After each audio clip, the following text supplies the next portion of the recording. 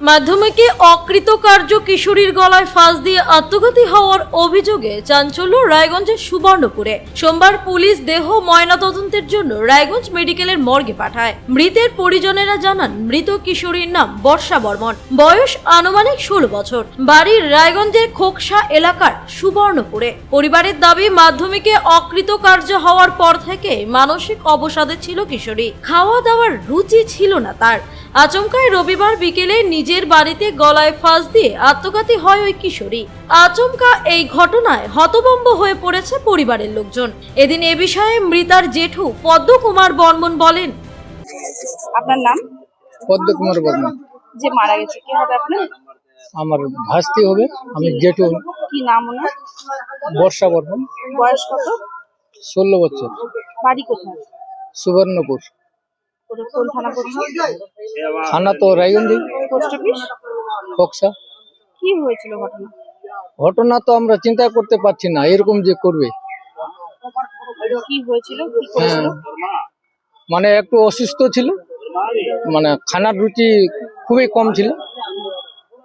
তারপরে আর কি, ওরা আমার মেয়ে আর ভাইটার মেয়ে, আমরা 3 ভাই, তো মেয়েগুলা এক জায়গায় বসে হাসি ঠাট্টা করে।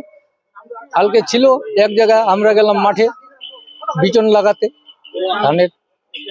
তো বলে গেলাম যে ধানগুলাকে ঘাটো, ধান কাটছি তো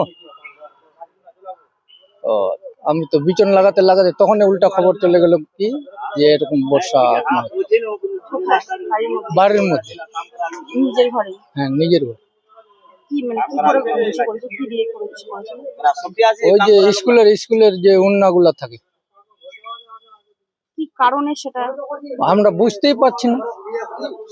কারোর সঙ্গে ঝগড়াঝাটি কিচ্ছু নাই, একদম শান্ত। কোন স্কুলে পড়তো? খোকসা। খোকসা স্কুলে। কোন ক্লাসে পড়তো? কোন ক্লাসে রে? হ্যাঁ, বয়স কত ছিল? 16 বছর বয়স। আচ্ছা, কোন ক্লাসে পড়তো জানো আছে?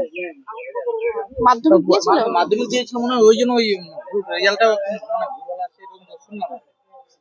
মানে মেয়ে ছেলেগুলা, যে আমার যে ছেলেগুলা পড়ছে না, আমি কিন্তু ওগুলা অত ই করি না যে কি ক্লাসে পড়ছি, পাস হচ্ছিস কি না। খারাপ আসছিল রেজাল্ট একটু খারাপ ছিল। তার কারণে কি বকাবকি করে না? সাবজেক্টে ব্যাক বা কিছু ছিল? তো আমরা তো কিছু বুঝতেই পারি না যে কি হয়েছে না হয়েছে। আবার ঝাড়ফুঁক করলাম যে কোনো ই আছে নাকি। মানে রেজাল্টটা খারাপ হয়েছিল বলে কি কেউ কোনো বকাঝকা বা কিছু? না, কিচ্ছু নাই, বকা টকা কিচ্ছু নাই।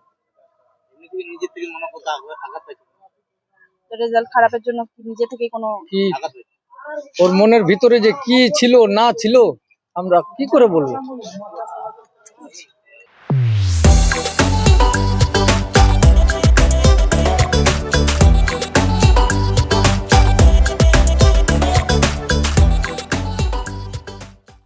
রায়গঞ্জ থেকে বিথিকা পালের রিপোর্ট, কুলিক নিউজ।